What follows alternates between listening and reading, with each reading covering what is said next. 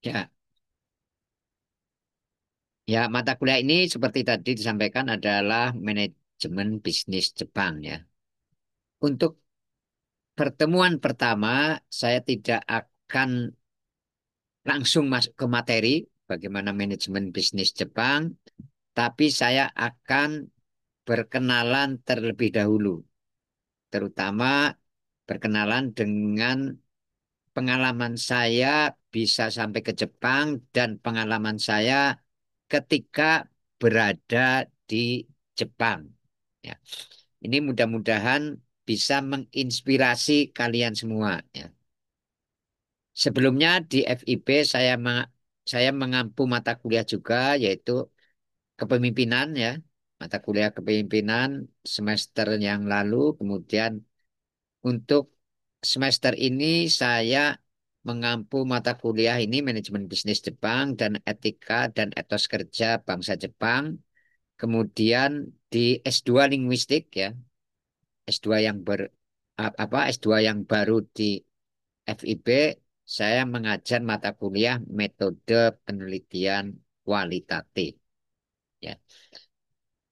Dan perkenalan nanti saya share slide-nya sambil melihat di sini sudah ada 70 orang ya. Sampaikan ke teman-teman di grup ya, barangkali ada grup satu angkatan ya. Itu jika tidak bisa masuk ke Zoom ini berarti sudah penuh ya, 100 ya. Sudah penuh lebih dari 100 karena saya punya akun hanya untuk 100 orang ya. Karena sangat jarang kuliah saya lebih dari 100 peserta. Ini caca tok. Ya, Ramena iya. ya. Ya, mohon diatur ya mikrofonnya. Ya, saya share saja materinya pada hari ini ya. Perkenalan dan sedikit tentang pengalaman saya di Jepang.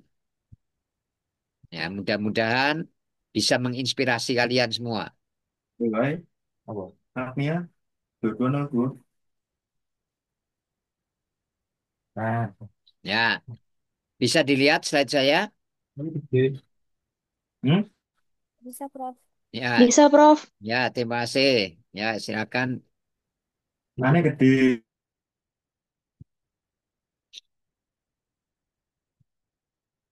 Ya, nama saya Ali Rohman ya. Ketika di Jepang menjadi huruf katakana, saya lupa masukkan ke sini ya. Menjadi Ari Rokuman ya, tentu saja ya. Kalian sudah lebih paham ya. Ali pasti jadi Ari Rohman ya. Itu ketika di Jepang nanti ada di kartu mahasiswa saya ya. Itu menjadi Rokuman. Saya sehari-hari di Fakultas Ilmu Sosial dan Ilmu Politik ya, tepatnya di program studi Administrasi Publik. Dan tolong nanti diingatkan pada akhir kuliah ya, saya akan membuka Teraversa ya. Saya akan membuka Teraversa untuk daftar hadir kuliah ini ya. Untuk daftar hadir kuliah ini saya akan membuka Teraversa. Ya inilah profil saya ya. Saya sarjana Visipol Unsud tahun 92 lulusnya. Sudah sangat lama ya. Sudah sangat lama. Kemudian S2 saya tahun 98. Mungkin kalian jelas belum lahir ya.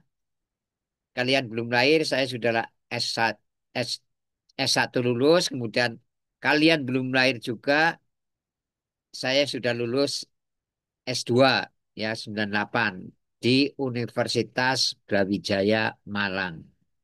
Kemudian kalau ini sudah lahir belum ini? Saya lulus dari Jepang, Information Management Science, Asahi University tahun 2002. Ya, sudah lulus belum ini? Sudah lahir belum? Belum. Belum. Belum. Rata-rata kelahiran tahun berapa? 2005 2006. Oh, 2005, 2006. Anak bungsu saya lahir tahun 2000. Yang sebentar lagi, insya Allah Sabtu ini ya, Sabtu ini tanggal 1 November mau melangsungkan pernikahan. Makanya saya sibuk sekali kemarin saya nggak bisa karena ke KUA ya. Ya, ini ini anak yang ketika saya di Jepang itu dan ikut juga. Dan ini kok pas nggak ada kata-kata kata kanannya ya nama saya ini pas langsung Romaji ini. Ya, ini ini kartu mahasiswa saya ya ketika di Jepang. Nama universitasnya adalah Asahi. Asahi Daigaku ya.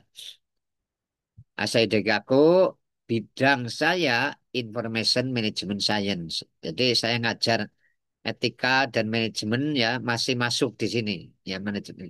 Walaupun tidak secara apa lebih spesifik masuk ke manajemen bisnisnya. Ya.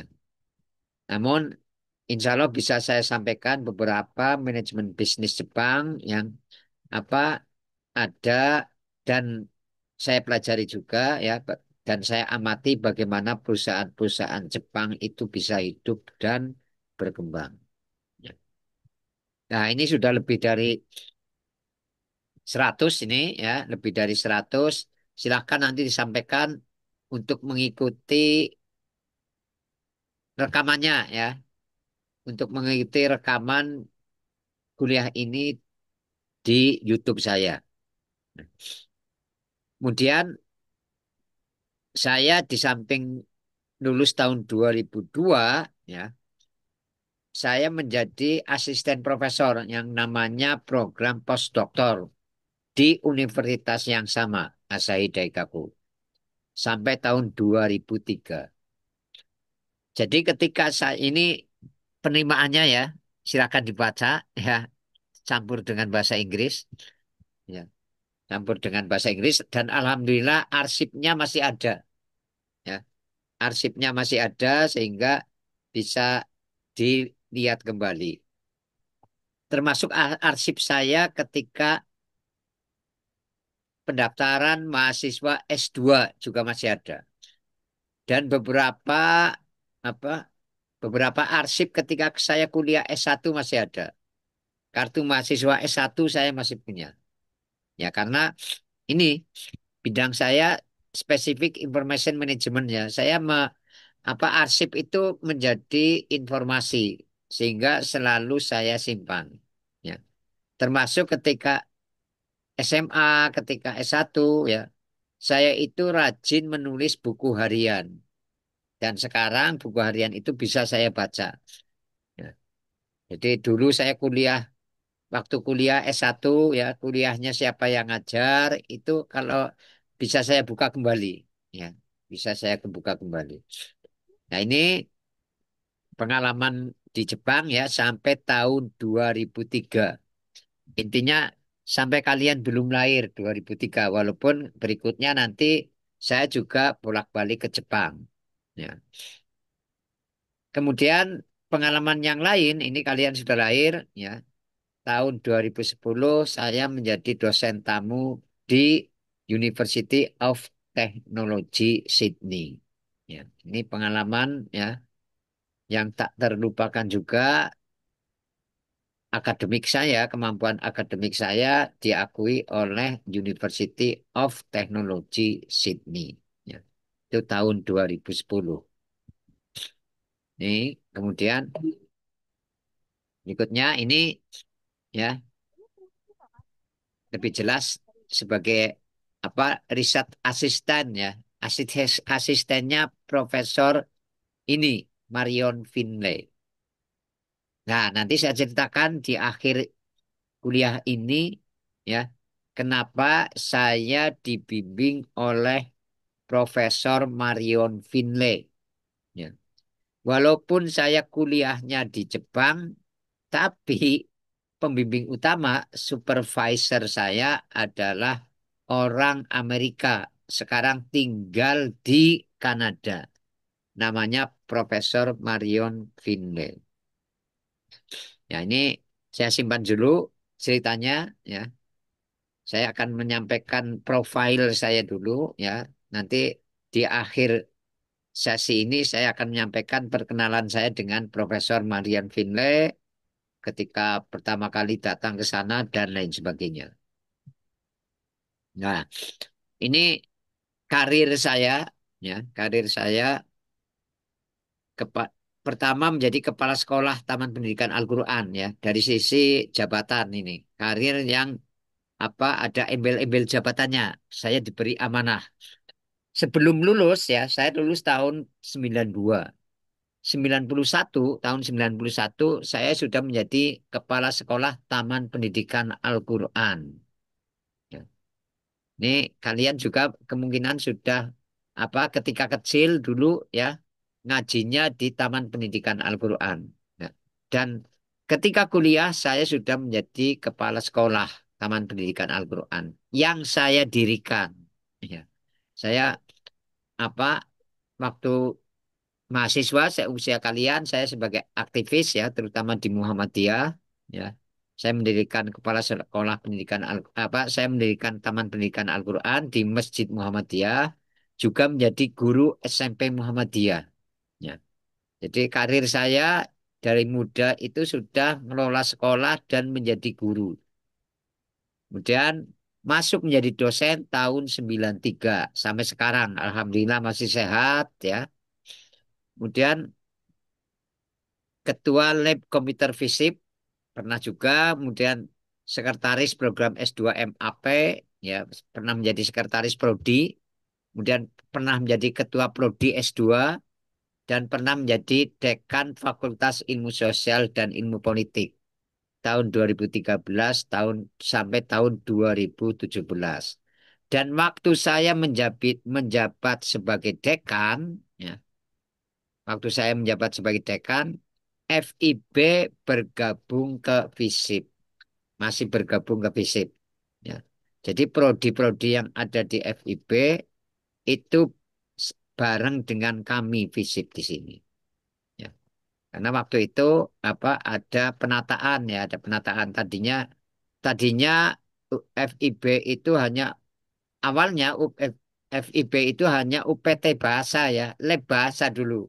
Jadi saya bisa keluar negeri, ya bisa keluar negeri itu ada pembekalan bahasa, ya pembekalan bahasa Inggris oleh unit pelaksana teknis bahasa yang embrionya, ya yang yang nantinya membidangi prodi-prodi bahasa yang ada di FIB. Dulu itu belum masuk ke fakultas, ya. Pertama bahasa bahasa Indonesia dan bahasa Inggris, ya. Bahasa Jepang itu belakangan. Bahasa Jepang itu apa tahun berapa itu ya saya lupa tapi salah satunya saya ikut ikut rapat-rapatnya ketika mau didirikan prodi sastra Jepang ya Elisense. Waktu itu saya apa membantu membuat proposal prodi sastra Jepang ya. Itu sudah sangat lama ya ketika baru pulang dari Jepang kalau nggak salah ya beberapa tahun ketika pulang dari Jepang ya itu ikut membantu pendirian FIB, pendirian sastra Jepang. Kemudian saya pernah dikontrak ya, ini statusnya kontrak ya. Setelah menjadi dekan FISIP, saya dikontrak untuk masuk ke Telkom ya, menjadi rektor Institut Teknologi Telkom Purwokerto sampai tahun 2021. Ya. Jadi alhamdulillah pengalaman manajerial saya untuk perguruan tinggi sudah lengkap ya. Mulai dari ketua laboratorium, sekretaris prodi, ketua prodi, dekan sama sampai rektor ya. Jadi berjenjang dan alhamdulillah sudah mengalami semua ya, sudah mengalami semua jabatan-jabatan strategis yang ada di perguruan tinggi. Ya. Ini menjadi pengalaman yang menarik dan alhamdulillah sekarang ini ya ketika saya pulang dari Telkom, kemudian ngurus guru besar, ya akhirnya bisa terlaksana menjadi guru besar. Ini pengalaman menjadi pembicara internasional ya. Pengalaman menjadi pembicara internasional. Salah satu hobi saya adalah traveling. Kalau bisa traveling itu digabung dengan akademik. Kalau bisa lagi ya digabung dengan akademik, ada yang membiayai, tidak keluar biaya sendiri. Dan alhamdulillah terjadi ini. Saya mulai dari apa di Jepang, ketika di Jepang saya sudah ke Hamamatsu, ya. Kota saya itu namanya kota Gifu waktu itu. Waktu di Jepang, Asahi University itu ada di kota Gifu, ya. Kota Gifu itu kota terbesar yang paling dekat dari Gifu adalah kota Nagoya. Posisinya ada di Jepang Tengah.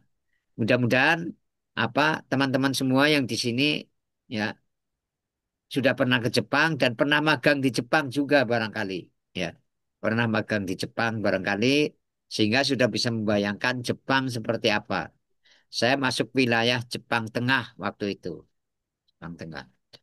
Pengalaman luar negeri menjadi pembicara seminar sampai ke Amerika ya. Waktu kuliah saya sudah presentasi di Dallas, Texas ya bareng profesor saya, ya, bareng sensei saya, bareng Finlay Sensei. Ya, ke Dallas, Texas, ke Monterey juga karena Finlay Sensei tadi. Kemudian ke Sydney beberapa kali ya, sampai terakhir yang ini adalah ke Beijing. Oh, kalau Beijing ini saya maaf ini online ini. Yang terakhir ke Cina, ke Wuhan, 25 November ya. Berarti sudah 5 tahun yang lalu. Berapa? 7 tahun yang lalu ya. Ini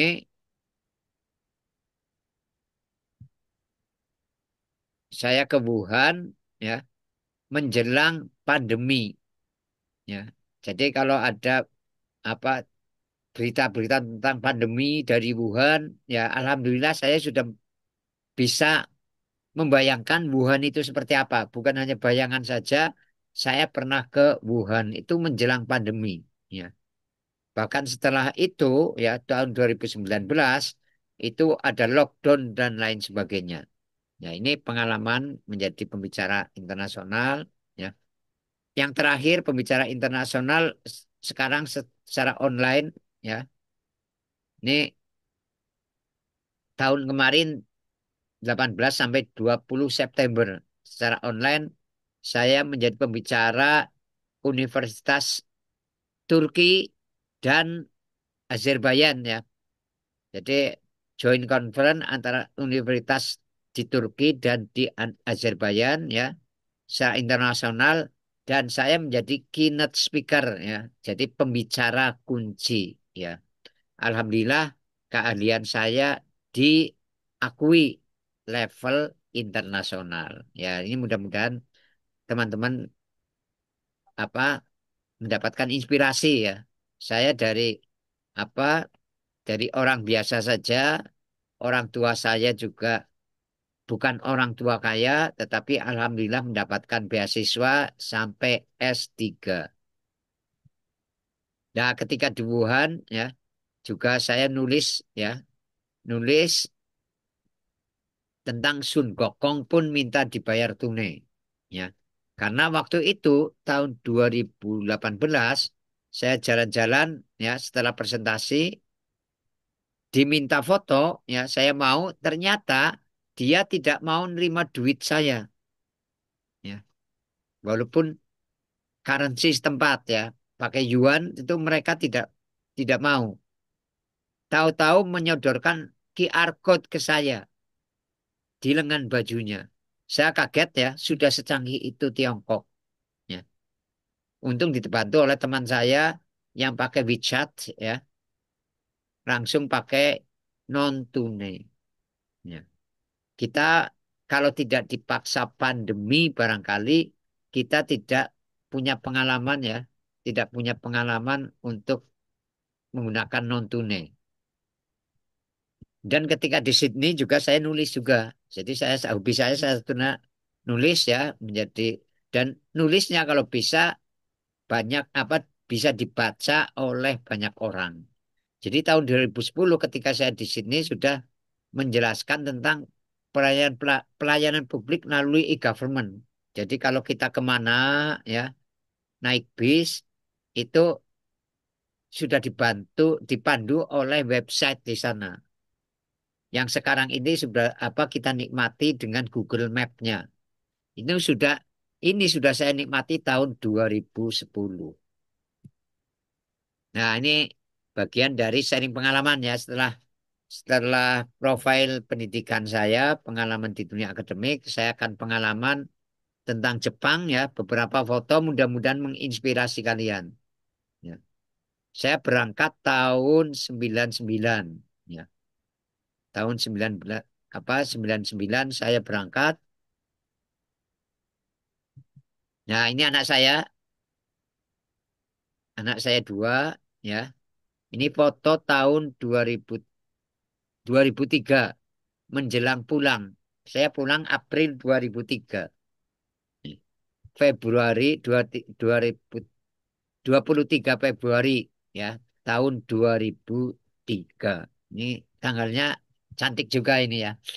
2003 ini bulan 2 tahun 2000 tahun 20 apa tanggal 23.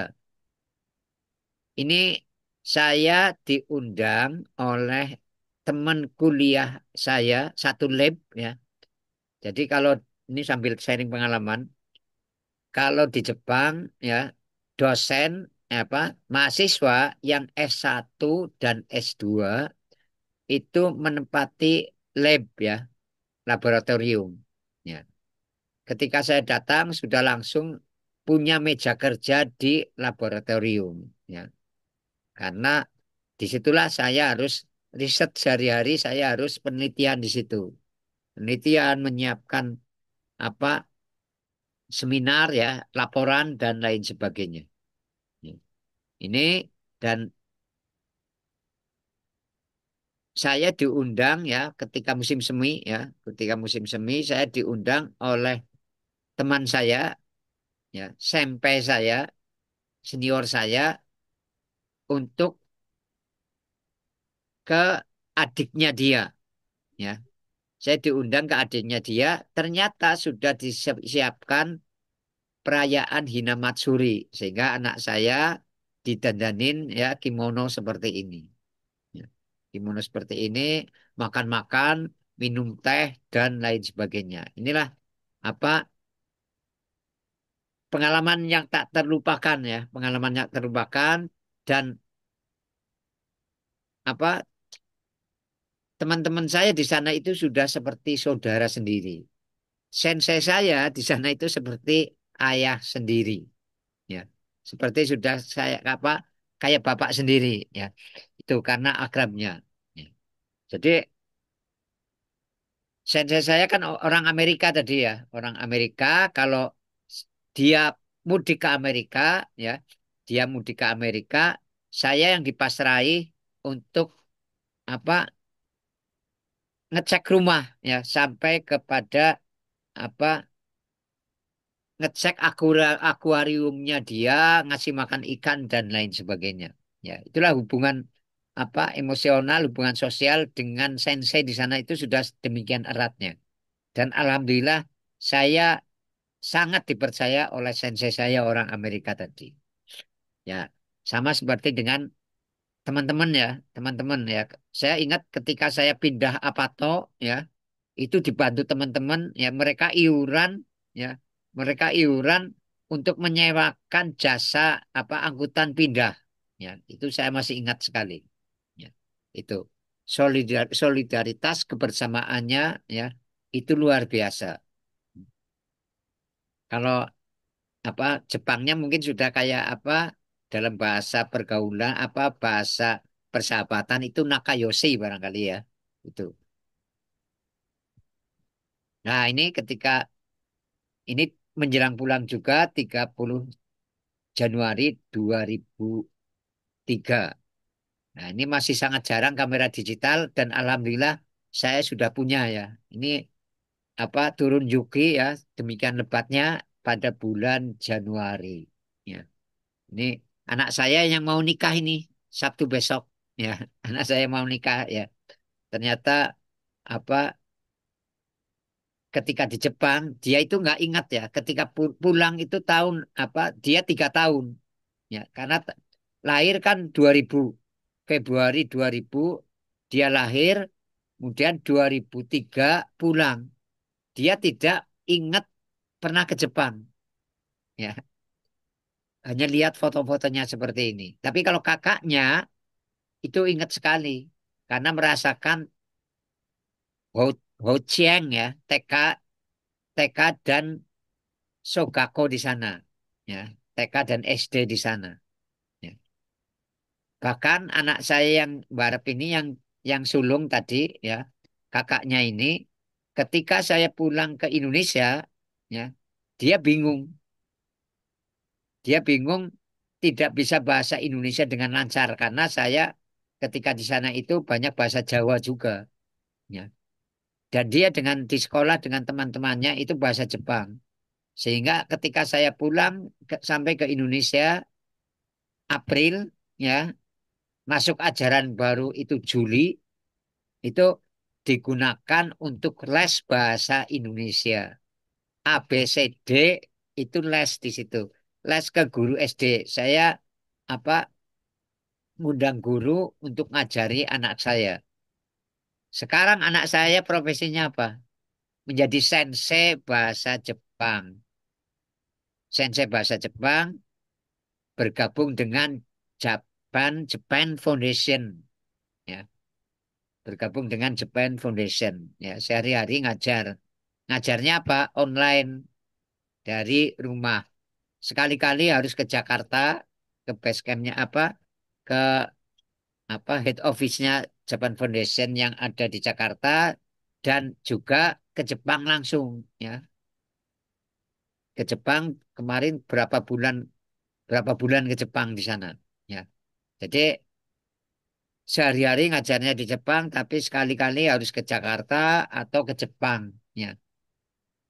Dan alhamdulillah pengalaman kecilnya bisa bahasa Jepang itu dipakai oleh dia.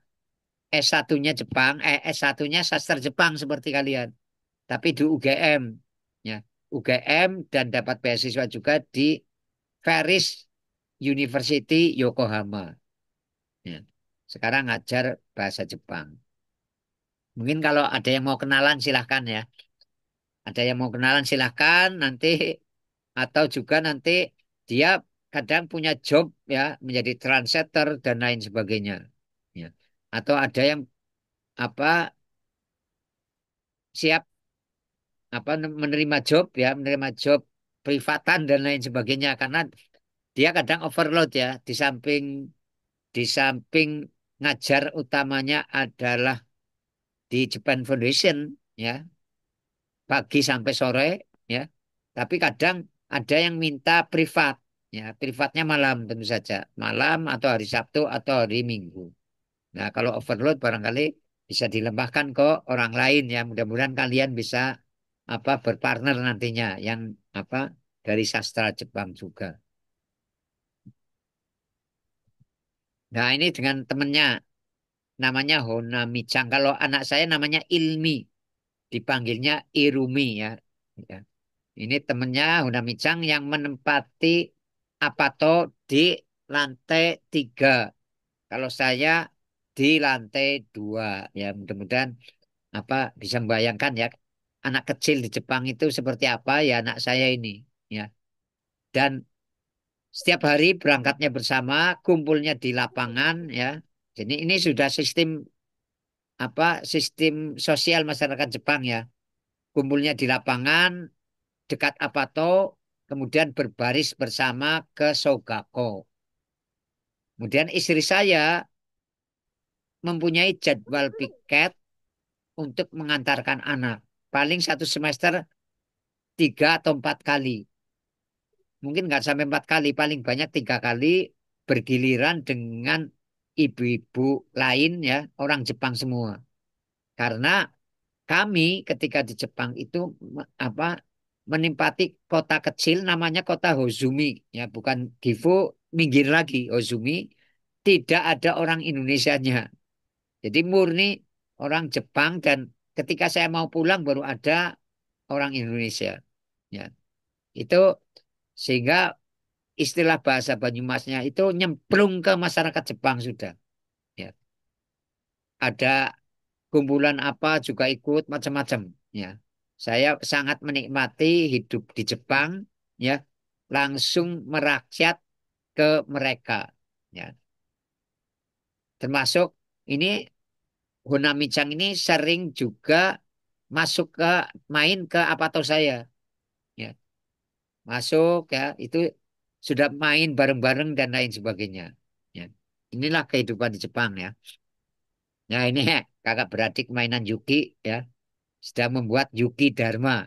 Ya, kalian pasti sangat paham ya Yuki Dharma. Ya.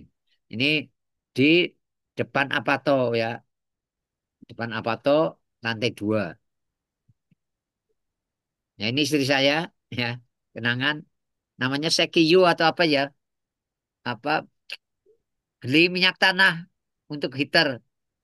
Sebenarnya sudah ada heater yang switch ya antara AC dan heater ya di Apato tapi kami lebih suka pakai heater yang minyak lebih hangat. Tentu saja lebih hemat listriknya. Ya. Kita kebergantian ya pakai sepeda ke pom bensin tuku apa beli minyak tanah. Kalau bahasa Banyumas itu latung. Ya saya agak lupa Sekiyu atau apa nama nama nama bahasa Jepangnya ya, bahasa Jepangnya minyak tanah ini. Ya. Itu lebih hangat. Nggak tahu sekarang masih ada atau tidak. Kemungkinan nggak ada mungkin ya. Sudah elektrik semua. Tapi lebih hangat. Karena sangat berisiko ya kalau pakai minyak tanah itu kebakarannya. Ya, walaupun lebih hangat. Kami orang yang tidak punya ini ya, tidak punya pengalaman hidup waktu kecil di apa musim dingin itu kan nggak kuat ya. Tapi anak-anak saya lebih bandel, lebih kuat ya, lebih kuat. Kami yang orang-orang tua itu merasa tidak kuat ya, merasa tidak kuat. Ya, kalau dingin banget.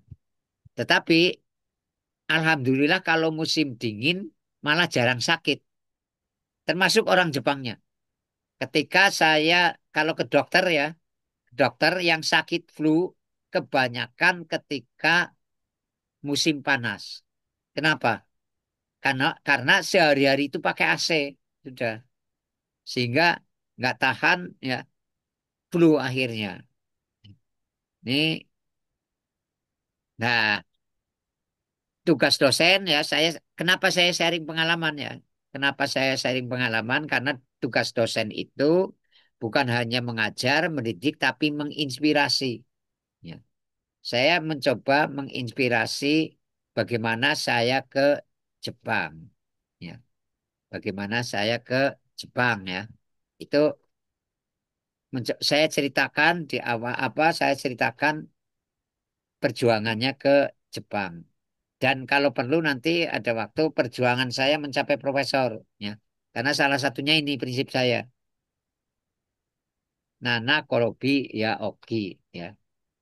Itulah Jepang ya. Tahan banting. Ya, ini masuk sebenarnya masuk ke mata kuliah etitos ya, etika dan etos kerja bahasa Jepang itu kuncinya di sini. Kalau bahasa Inggris 7 times down, 8 times up ya. Ya, Nana Korobi ya oke. Jadi 7 kali jatuh ya, kedelapannya tetap bangkit, tetap bangun lagi. Saya pun sama ya. Saya pun sama mencapai seperti ini tidak mulus tapi apa jatuh bangun juga. Tapi akhirnya bisa apa bisa kesampaian juga ya, bisa kesampaian juga. Nah, ya ini tentang hobi karena inspirasi tadi ya sebelum saya ke Jepang hobi saya ini lari. Ada yang senang lari enggak ini? Ya. Saya minimal 5 kilo sehari kalau tidak ada kegiatan. Ini apa persiapan untuk mantu ya itu sudah seminggu lebih nggak lari ini. Kalau tidak ada kegiatan di hari itu, tidak ngajar, tidak rapat, saya biasanya 10 kilo larinya. Ya, lari 10 kilo. Ini sampai lari virtual juga saya.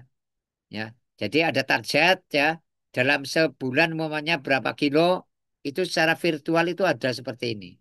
Nah ini saya bersama apa ada event dimanapun ya kalau saya ada waktu ikut lari baik yang race maupun fun run. Besok saya sudah daftar lari tanggal 2 November itu ada RG apa RSGMP ya Rumah Sakit Gigi Mulut Purwokerto ya itu tanggal 2 November. Kemudian 16 November saya ikut Borobudur Marathon di Magelang. Ya. Kemudian minggu berikutnya itu ada lari di Fakultas Teknik. Ya, saya selalu ikut kalau ada waktu. Ya, kemarin akhir bulan kemarin saya sudah daftar Selamat Trail Run. Ya, ternyata saya ada acara nggak bisa ikut. Jadi saya lari bukan hanya di apa aspal tapi di pegunungan ya, trail run. Ya, dengan ini cucu saya biasa naik gunung juga, gendong cucu seperti ini. Ya, ini istri saya ikut lari juga, ya. Nah, ini biasa Heso Serier ya, jalan kaki di pegunungan. Ya. Ini aktivitas saya menjadi Master ya. Master di komunitas Heso Serier. Jalan kaki Heso Serier itu adalah komunitas lari lintas alam atau jalan kaki yang jaraknya sekitar 5 sampai 10 kilo. Saya setiap Sabtu ya punya komunitas. Karena kenapa saya seperti itu? Saya punya prinsip keseimbangan hidup. Ya ini filosofi kehidupan ya. Jadi hidup ini ya itu harus ada keseimbangan antara rasio, raga, rasa, dan roh. Rasio itu kegiatan seperti ini ya, olah rasio. Kegiatan akademik, olah rasio. Ya. Kemudian olahraga tadi ya. Olahraga saya lari, hiking, ya, naik gunung, hiking, pingpong, senam pernafasan, itu olahraga saya. Olah rasa, ya. Hobi saya kulineran itu olah rasa, ya. Tapi kayaknya hampir semua orang hobi kuliner ya. Kemudian nyanyi salah satu hobi saya. Saya punya komunitas apa nyanyi-nyanyi bareng. Kemudian olah roh itu kaitan dengan spiritual. Ya, saya punya prinsip hidup seimbang seperti ini. Ya, seimbang. Ini olah rasio ya. Saya di bidang akademik menjadi pengurus Asosiasi Ilmuwan Abdi Negara, asesor Badan Agregasi Nasional Perguruan Tinggi, asesor Desa Wisata, menjadi anggota Asosiasi Ilmuwan Data Indonesia, kemudian menjadi internet dan sosial media monitoring dan analis. Ya.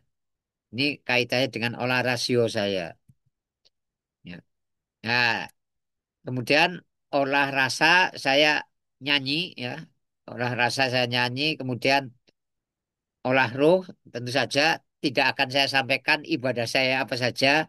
Nanti malah dikira apa pamer ria ya. Biar Tuhan saja yang apa mengetahuinya. Kemudian seperti yang saya janjikan, saya akan menyampaikan ya. Nah, ini sudah jam berapa ini? Ya, ya baru 45 menit ya. Mudah-mudahan tidak sampai setengah jam ini. Singkat saja. Ya, ya.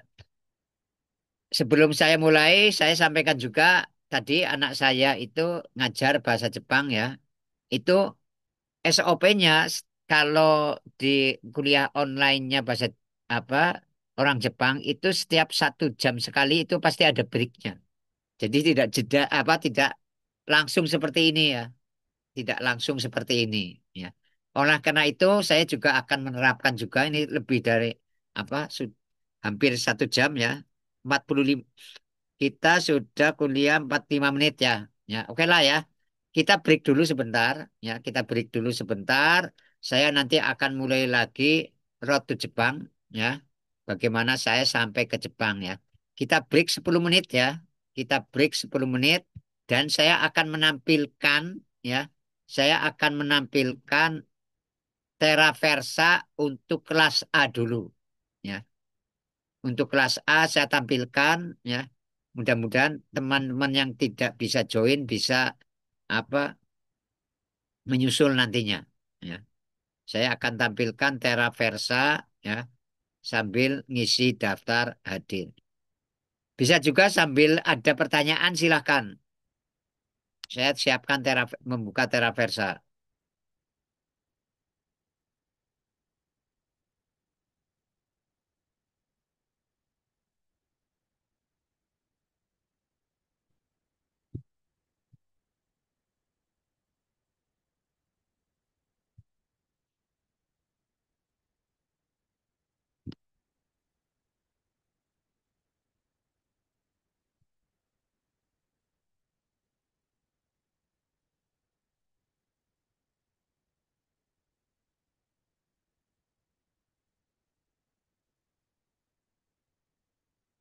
Ya, silakan yang kelas A bisa dilihat. Halo? Bisa, Prof. Ya, silakan ya. Kita break 10 menit ya.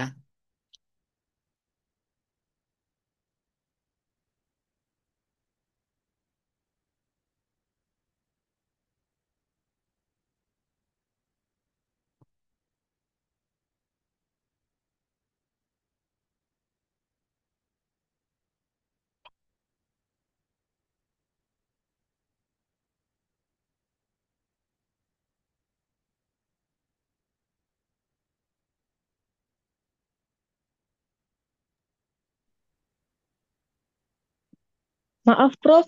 Eh, izin konfirmasi sebelumnya. Ini untuk angkatan 23, Prof. Ya, Profnya pergi.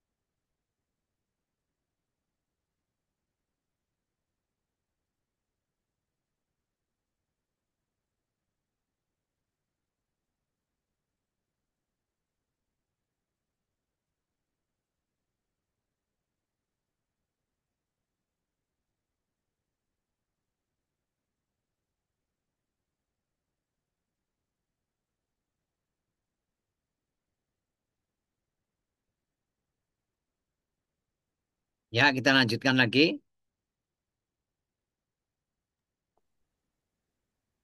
Prof, maaf, Ya. sebelum tadi untuk teraversanya ada kesalahan, Prof, Oh karena iya. yang ditampilkan itu untuk angkatan 23, Prof, sedangkan kami dari angkatan 24. Oh iya ya. Ini coba ya. Baik, terima kasih, Prof. Nah, saya cari lagi. Mata kuliahnya apa tadi? Nggak ada ya. Oh, mata kuliahnya salah iya.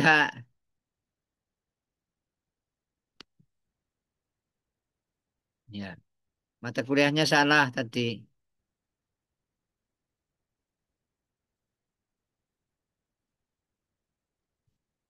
Benar.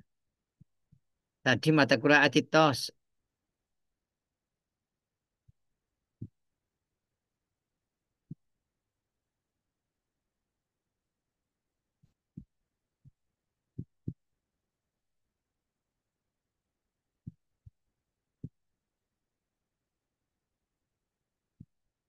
manajemen, ya, manajemen bisnis Jepang. Ini kelas A dulu.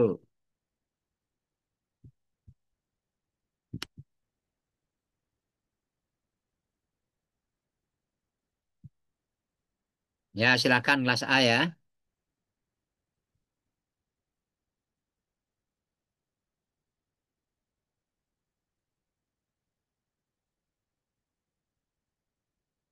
Bisa ini? Yang kelas A siapa?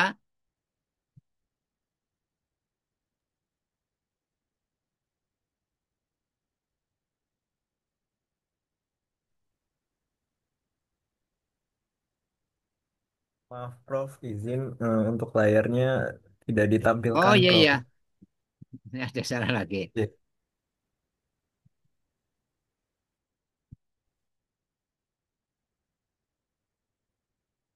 Nah, ini sudah ya.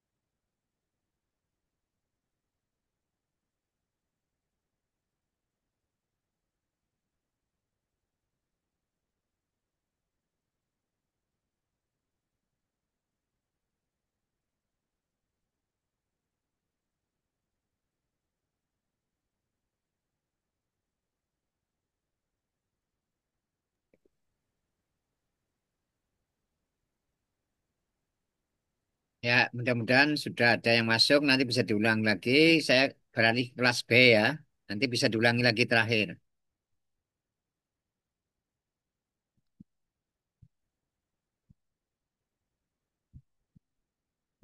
Ya, biar efektif waktunya.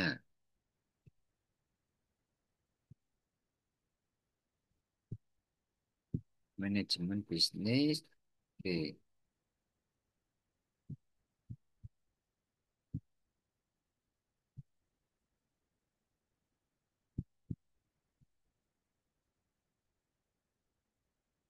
ini saya share lagi.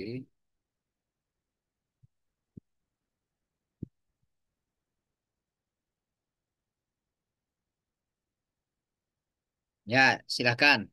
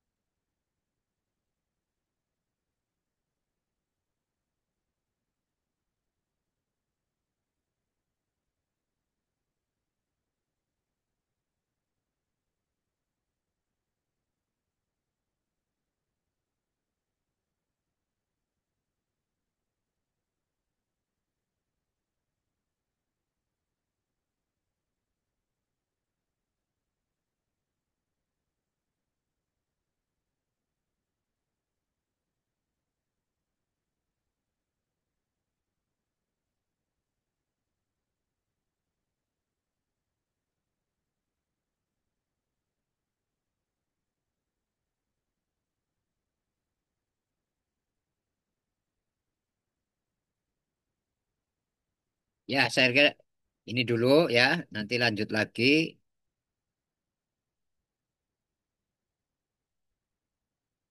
Saya menjelaskan tentang pengalaman saya bisa sampai ke Jepang ya. Saya kira tidak perlu menggunakan slide ya. Saya akan cerita saja. Saya akan cerita saja bahwa setelah saya lulus S2 ya, setelah saya lulus S2 dari Universitas Brawijaya Malang ya, saya mempunyai mimpi sekolah ke luar negeri. Jadi ketika muda ya, ketika muda, cita-cita saya atau mimpi saya adalah bagaimana bisa ke luar negeri. Ya. Waktu itu zaman saya ya, orang yang bisa ke luar negeri adalah sesuatu yang hebat luar biasa. Kalau sekarang kayaknya sudah sering ya orang ke luar negeri. Tahun 90-an ya, 80 90-an ya, saya kecil, orang yang bisa ke luar negeri itu sangat jarang ya. Orang yang bisa ke luar negeri waktu itu 80 90-an saya kecil itu kalau enggak menjadi TKI ya, tenaga kerja Indonesia di luar negeri ya naik haji ya. Sementara kalau sekolah itu sesuatu yang bagi orang desa seperti saya itu sudah sangat apa ya, sangat mustahil barangkali. Ya. Walaupun saya lihat orang-orang top di Indonesia ya yang menjadi menteri dan lain sebagainya itu banyak yang lulusan luar negeri. Tapi mereka tentu saja apa berbeda ya. Saya tidak bisa apa mencapai hal seperti itu ya, harus perjuangan yang luar biasa ya. Sehingga salah satu cita-cita saya adalah pengen keluar negeri, itu aja. Ya. Namun alhamdulillah saya keluar negerinya itu bukan jadi TKI ya, tetapi menjadi mahasiswa. Nah, menjadi mahasiswa kemudian juga menjadi apa ilmuwan ya, ilmuwan yang di Australia saya menjadi akademik apa visiting academic science ya, visiting academic staff ya, staff akademik tamu. Jadi waktu itu tahun 98 setelah saya lulus S2, saya mencari beasiswa. Saya mencari beasiswa, alhamdulillah saya dapat beasiswa yang namanya beasiswa Development Undergraduate Education waktu itu. Tetapi syaratnya ya syarat beasiswanya adalah saya harus sudah diterima di universitas luar negeri. Jadi untuk menggunakan beasiswa itu ya untuk mengakses beasiswa itu atau untuk mendaftar beasiswa itu ya itu harus punya LOE, Letter of Acceptance ya dari universitas luar negeri. Padahal universitas di luar negeri ya untuk mendapatkan apa kita kalau apa dulu zaman beasiswa kayak LPDP dan lain sebagainya belum ada. Ya. Universitas di luar negeri ya mau menerima mahasiswa itu karena kalau ada jaminan biayanya. Dan baik jaminan biayanya sebagian besar ada. Maaf, ya harus minum dulu.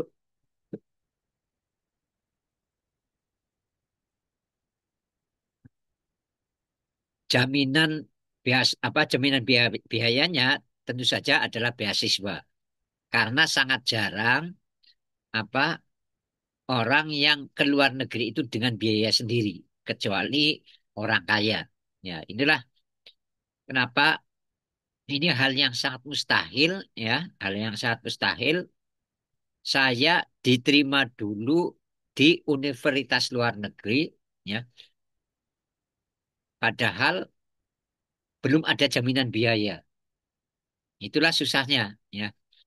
Dan waktu itu saya belum mencanangkan harus ke Jepang, ya. Saya harus tidak mencanangkan harus ke Jepang, tetapi ya waktu itu saya menjadi ketua lab komputer divisif dan mengurusi internet dan mengkonekkan internet pertama kali. Salah satunya di Unsur dan divisi. Waktu itu sudah ada mesin pencari yang namanya Yahoo. Ya, mungkin kalian apa pernah dengar, ya, pernah dengar saja Yahoo. Sekarang didominasi oleh Google. Ya.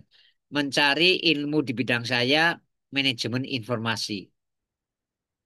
Ternyata yang paling bagus adalah di Jepang.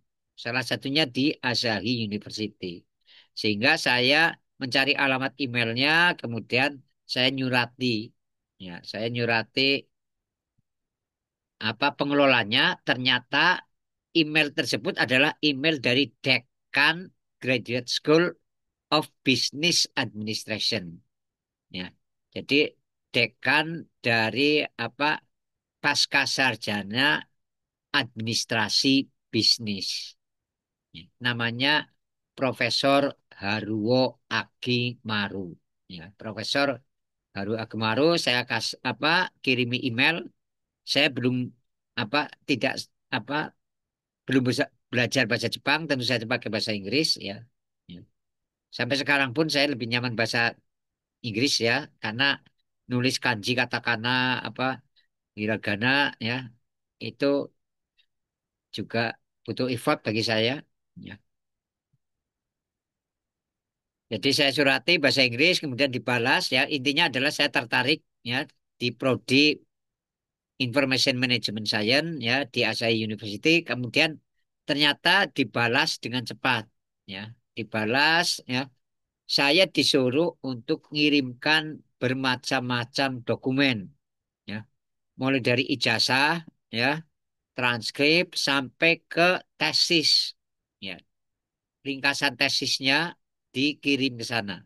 Saya jungkir balik harus, ya, saya jungkir balik harus mentranslate tesis saya dari bahasa Indonesia ke bahasa Inggris waktu itu. Itu perjuangan luar biasa juga.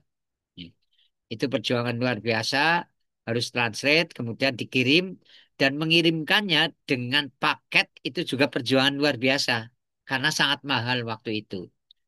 Jadi bisa 1 bulan gaji dosen gaji baru gaji saya sebagai dosen baru waktu itu. Ya, jadi bisa sampai 1 bulan, ya, gaji saya dan uang pribadi, ya, bukan uang dari Unsud, ya. Saya kirim uang pribadi ke Jepang, ya. Kemudian tentu saja makan lama, ya, makan waktu lama, ya, karena fisik yang dikirim barang fisik. Kemudian dalam beberapa minggu baru dapat jawaban bahwa dokumen diterima. Langkah selanjutnya adalah cek dokumen, ya, verifikasi dokumen atau pengujian dokumen. Ya, ya. Kemudian dalam sekitar 1 minggu ada kabar bahwa dokumen saya lulus, ya, dokumen saya lulus untuk masuk menjadi persyaratan S3 di sana. Kemudian tahap berikutnya adalah saya diundang ke Jepang untuk wawancara.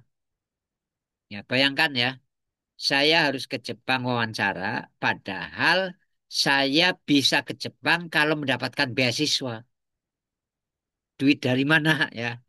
Orang apa ngirimkan dokumen ke Jepang saja udah menggunakan gaji saya 1 bulan. Ya, itu sangat berat bagi saya. Tahu-tahu harus wawancara ke Jepang yang wawancara wawancaranya itu hasilnya belum tentu berhasil, belum tentu 100% berhasil. Ya, itu kan gambling, ya. Ya, gambling bagi saya. Gimana caranya saya dapat ke Jepang wawancara, tetapi sangat berisiko kalau saya sampai di Jepang nggak diterima coba. Nah, itulah Akhirnya saya katakan terus terang kepada dekan tadi, Profesor Haru Akimaru, saya tidak mungkin ke Jepang kalau hanya wawancara.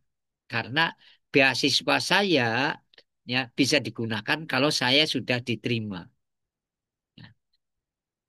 Dan itulah apa ya, setelah itu dikirimkan dan disitulah keajaiban muncul. Apa itu keajaibannya? Ternyata di Jepang itu sudah menggunakan teknologi digital online seperti kita sekarang ini. Namanya jalur ISDN, Integrated Service Digital Line, menggunakan kabel telepon. Ya. Sehingga saya disuruh mencari ISDN lain tersebut supaya bisa meeting online seperti ini. Ya, bisa meeting online seperti ini. Akhirnya saya ke Telkom, kantor Telkom yang ada di Purwokerto. Waktu itu di Jalan Merdeka. Saya datang ke situ, kemudian ketemu pegawainya, heran ya. Pegawainya heran ya, karena mereka pun belum kenal teknologi itu. Ya. Kemudian saya disuruh apa? Dikasih nomor telepon ya pejabat Telkom yang ada di Jakarta. Padahal saya telepon pun nggak punya. Ya, dulu kan belum musimnya telepon ya. Saya harus ke warnet. Ya, tanya ke orang tua kalian.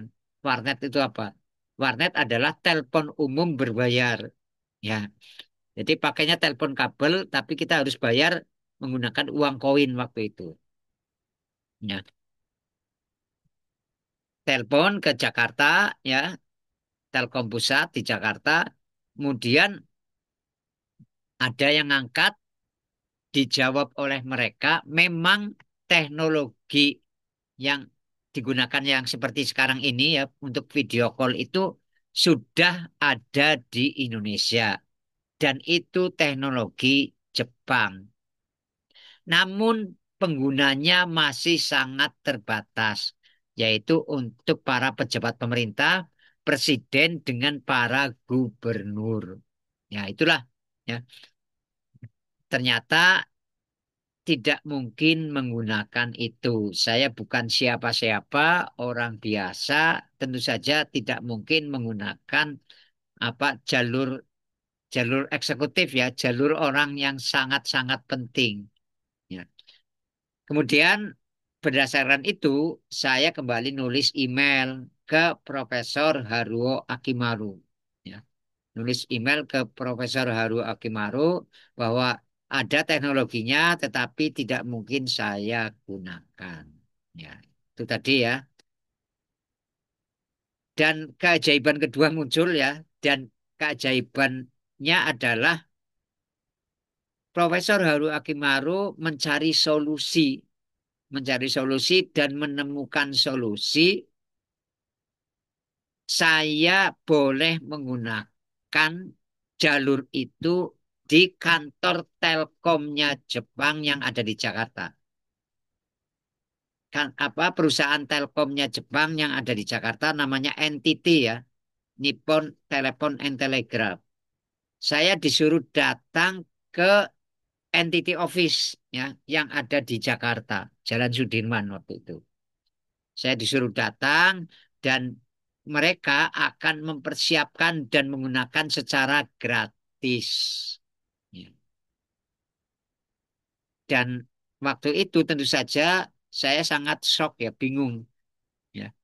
Bingung kenapa teknologi video call ya, orang di Purwokerto ya, handphone saja belum ada, teleponnya masih telepon kabel, tapi saya harus video call kan. Itulah apa kebingungan saya. Tapi tetap berangkat ke Jakarta, ke kantor NTT Office, dan disambut dengan baik oleh bosnya langsung. Oleh bosnya disambut dengan baik. Ternyata ya bosnya itu sudah sangat apa sangat kenal dengan Profesor Haruo Akimaru tadi. Ya. Sehingga saya dilayani dengan sangat baik. Saya sudah dianggap sebagai mahasiswanya Profesor Haruo Akimaru. Ya. Disuruh apa medang dan lain sebagainya, minum teh, kopi dan lain sebagainya bebas sekali di sana. Ya. Kemudian saya dipersilahkan masuk ke ruangan, ya, ruangan meeting online. Ya. Ruangan meeting dan di hadapan saya sudah ada TV besar, TV layar lebar dan di hadapan saya di layar itu sudah ada 3 orang profesor secara online dari Jepang. Ya, bayangkan ya, saya lihat TV yang segede itu aja baru, ya, karena TV di Indonesia kan tabung gede, ya, itu mereka sudah punya. Ya, TV yang sekarang ini kayak ditemplek di tembok itu mereka sudah ada. Udah gede walaupun masih tebal ya. Tidak setipis sekarang. Ya. Tapi TV-nya udah gede banget. Ya. Itu di hadapan mereka kemudian yang memimpin sidang untuk wawancara adalah Profesor Haruo Akimaru. Ya. Pertama menanyakan identitas saya, keluarga saya, dan lain sebagainya. Kemudian apa? Tanya tentang motivasi. Kenapa daftar di Asahi Daigaku. Namun sebagian pertanyaannya Profesor Haruo Akimaru itu tidak saya pahami. Saya asing sekali telinga saya. Bahasa Inggrisnya orang Jepang itu bagi saya sangat aneh waktu itu. Saya tidak bisa memahaminya. Namun ya ini keajaiban yang lain ya. Di sebelahnya adalah profesor dari Amerika yang tadi gambarnya Profesor Marion Finlay. Di sebelahnya adalah Profesor Yoshio Yoshida yang S3-nya di Amerika. Nah, ketika Profesor Hari Akumaru menyampaikan pertanyaan dalam bahasa Inggris, ya, saya tidak paham. 2 orang inilah yang mengulang pertanyaan. Dan yang paling banyak mengulang pertanyaan adalah Profesor Marion Finlay.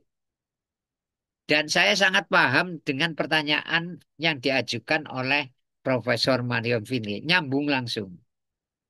Dan bisa saya jawab, ya, mereka paham dengan bahasa Inggris saya, ya, lancar.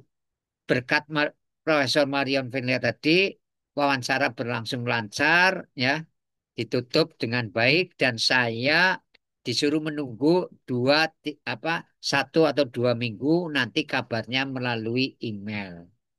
Ya. Sehingga saya pulang ke Purwokerto harap-harap cemas diterima atau tidak. Ya, karena keterbatasan bahasa tadi, ya. Itu kemudian alhamdulillah dalam waktu sekitar 2 minggu email datang, ya saya buka, saya dinyatakan diterima dengan catatan. Ya. Saya dinyatakan diterima di Graduate School of Information Management Science, ya, atau Doctoral Program in Information Management Science, tapi dengan catatan pembimbing utama saya adalah Profesor Marion Finlay. Tadinya mau Profesor Haruo Akimaru, tetapi dilimpahkan kepada Profesor Marion Finlay, orang Amerika. Pembimbing keduanya adalah Profesor Yoshio Yoshida, yang bahasa Inggrisnya sudah bisa lebih saya pahami. Ya, ya itulah ya. Akhirnya datang ada surat penerimaan ya. Saya diundang ke Jepang dan saya laporkan mendapatkan LOE secara resmi. Saya lampirkan sehingga disetujui beasiswanya. Inilah lika-likunya bagaimana mendapatkan beasiswa dan alhamdulillah dengan adanya video call semacam ini ya, meeting online, saya bisa ke Jepang. Dan mungkin saya orang biasa yang pertama kali menggunakan apa mengalami video apa meeting online semacam ini. Ya. Mungkin orang biasa saja yang menggunakan meeting online ya tahun 99. Udah berapa puluh tahun ya. Ya. Setelah diterima, kemudian tentu saja saya ke Jepang ya, disambut dijemput oleh Profesor Marion Finlay di bandara langsung. Di Bandara Nagoya saya dijemput, kemudian naik taksi ke universitas. Dan itu merupakan pertama kali saya naik pesawat. Sebelumnya belum pernah naik pesawat sama sekali. Tentu saja pertama kali ke luar negeri ya. Jadi pertama kali naik pesawat langsung ke negara yang sangat asing bagi saya. Sangat asing bagi saya. Sama sekali belum belajar bahasa Jepang. Ya, sama sekali belum belajar bahasa Jepang. Dan saya ingat waktu itu langsung naik taksi turun langsung bukan ke kantor tapi ke kantin dulu karena saya belum makan. Ditanya sudah makan belum belum ya. Akhirnya langsung ke kantin. Makan pertama apa? Saya tentu saja carinya nasi ya. Nasi kari raisu ya. Saya apa milihnya adalah nasi kare karena kayak kayak opor ya, kayak opor saya makan di situ ya. Saya makan kemudian habis itu saya diantar ke kampus ke ruangan ke lab ya tempat kerja saya dan lain sebagainya kemudian saya diantar ke dormitory ke apato ya ke apartemen yang digunakan untuk mahasiswa asing ya ke mahasiswa asing dan kemudian diantar langsung ke Siakuso ya kantor kota ya kalau ini ya kecamatan atau kabupaten atau balai kota untuk lapor proses izin tinggal dan lain sebagainya. Dan tanpa istirahat lah macam-macam, besoknya sudah langsung aktivitas akademik. Ya. Jadi tidak disuruh istirahat atau apa, masih sangat capek tapi langsung aja ya orang Jepang seperti itu ya, langsung aja kerja di situ.